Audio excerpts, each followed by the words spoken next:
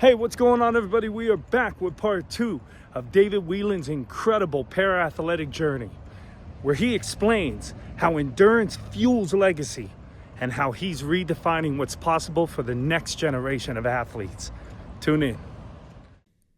What's your message? What is it you're trying to put in the world? What's the legacy you're leaving and you're working on now? What's the important things that you're really trying to get out there when people think of David Whelan? One of the things that I'm working on is trying to gain access to activity-specific, medically necessary prosthetics for individuals, such as myself being an amputee, a below-knee amputee. Running is considered a luxury and not a medical necessity by insurance companies. So one of the projects that I'm working with a state-by-state initiative. It's called So Everybody Can Move. And we're working to create insurance reform. So we're introducing a bill in Ohio. We just got a co-sponsor from a Republican representative that's backing our bill. But yeah, the bill is just to gain access to running blades, for people to be able to, for amputees to start running again. So yeah, that's one of the big things that I'm working on. I'm working on also trying to gain equity within certain sports like Ironman, for instance. I don't have the opportunity right now, being a quote-unquote physically challenged athlete, to be a world champion. So there is no opportunity for me to be a world champion as an amputee. So I'm trying to work with Ironman to see how we can create that opportunity. So that's also a very important one to me, and that, extends to a lot of different races, such as UTMB, which is trail running, and then some of the longer course racing. Amazing. Is there any way people, what's the best way for people to research some of these things that you're advocating for? I mean, or if they want to find out, maybe we could attach a link to that episode or something like that. Yeah. So I think it's soeverybodycanmove.org. Yeah, that's the one for the state-by-state initiative.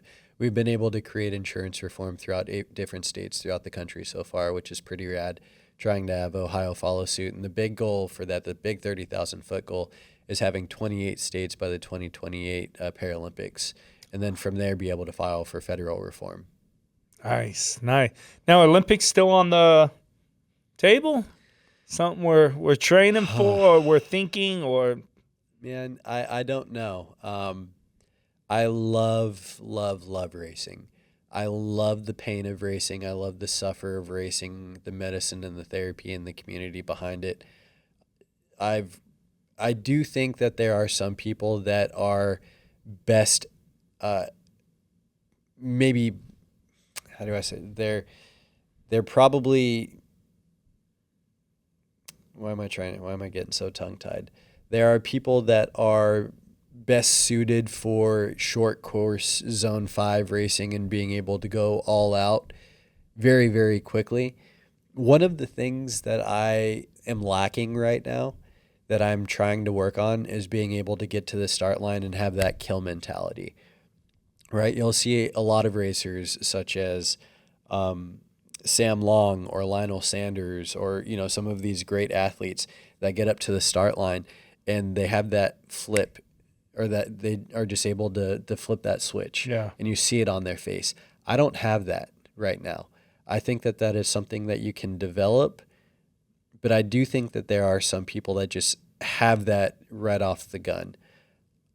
I find that I love being introduced to something that's designed to break me, and then once I start feeling that like that's hitting me, that's where I flip that switch. And that's when I'm able to dig into everything it was that I went through, through my journey of navigating my trauma. And I'm able to apply that, and I'm able to revisit that and show myself, hey, I've been in this position to where I'm able to be broken and I've thrived. Now I just have to reapply that again. It's like a copy and paste technique.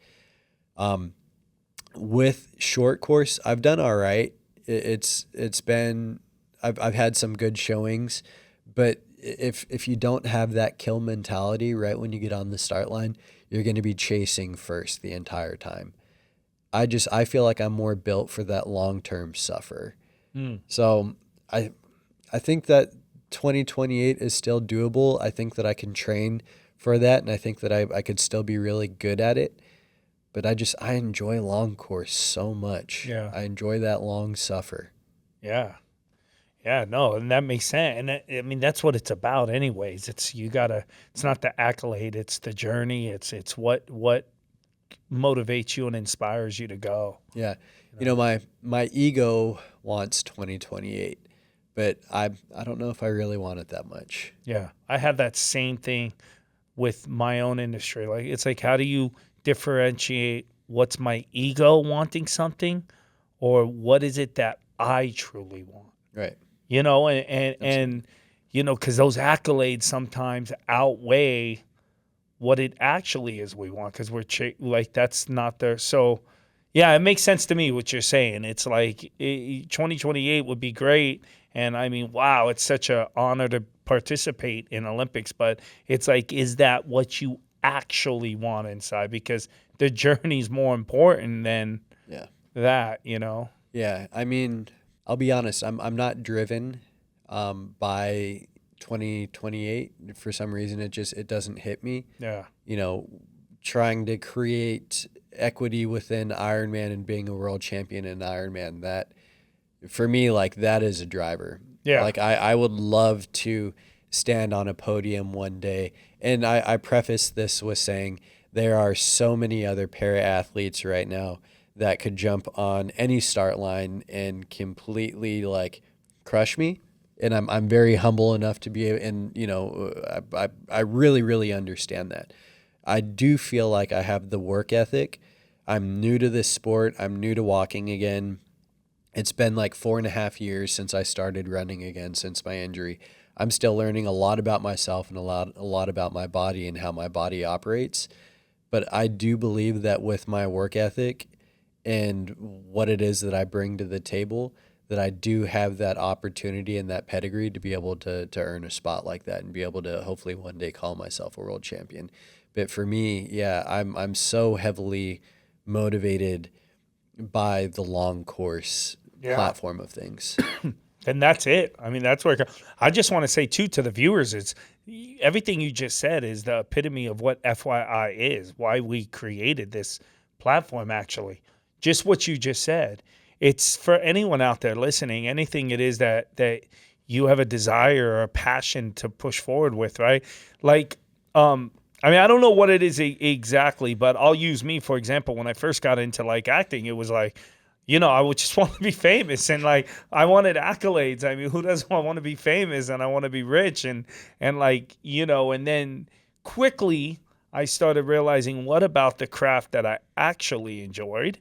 And it's actually crafting and doing a character, and in the community that I'm with, like in theater in particular, I'm saying it's who I'm working with, it's the production, it's the camaraderie, it's like what I had in the military. It's a team effort and making things happen.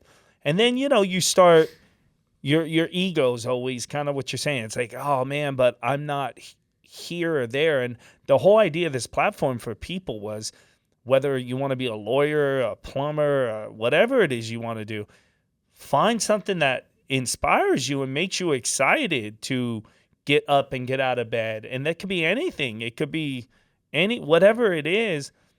Yeah, it's good to chase, like, the Olympics or chase, you know, big Hollywood. Sure. But, like, what is it that actually, and I think when you find that, like you're saying, what really gets you going is the long, you know, it's finding that part of yourself on that long race that wants to break, and it's like, now it starts. Yeah. And then pushing through there.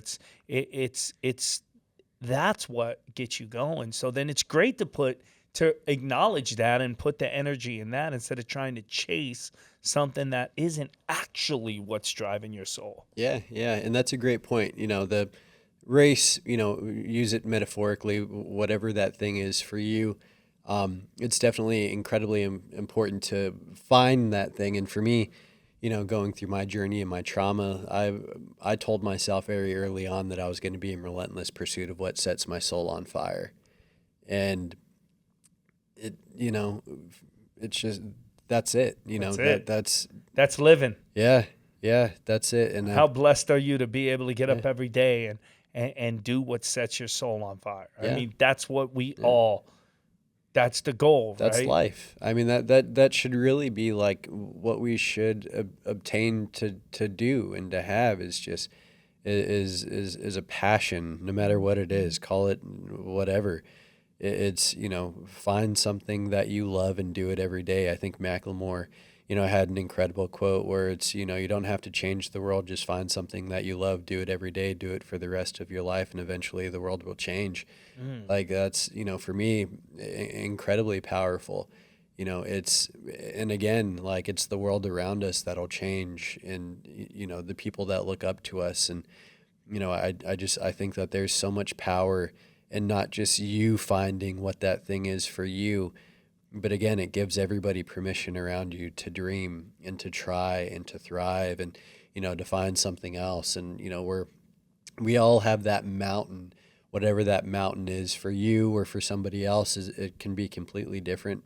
But the journey in climbing your mountain is so incredibly beautiful and powerful. And if you just let the journey be what it is, like, man, the therapy behind that and like finding yourself in that and the love and just, learning about grace, like it takes you down this journey of just so many beautiful things. It's powerful. Let's do it. Let's do it. Before you get out of the hot seat, you know what we do? At the end of our episode, look into your camera there, and any words that you want to give to someone watching, any words of encouragement or inspiration, shoot it out there. Yeah. I feel like the finish line is only reserved for those willing to chase it, right? So how bad do you want it, and what are you willing to do for it? It is, it's there, it's obtainable. You are absolutely able to reach it. There's probably going to have to be sacrifices that we have to make to be able to get to that point.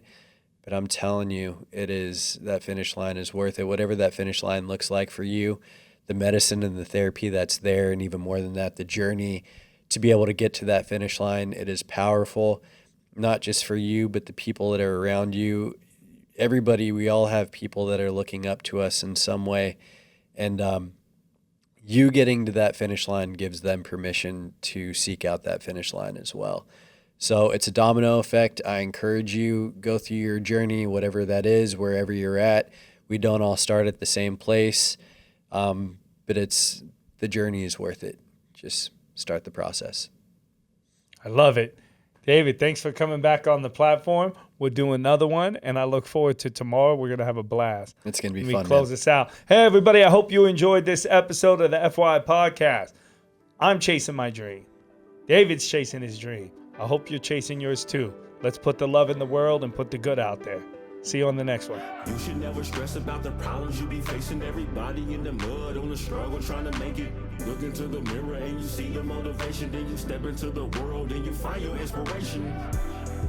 I'm finding inspiration, and once I get a hold of it, I'll never get complacent. Look into the mirror and you see the motivation. Then you step into the world and you find your inspiration.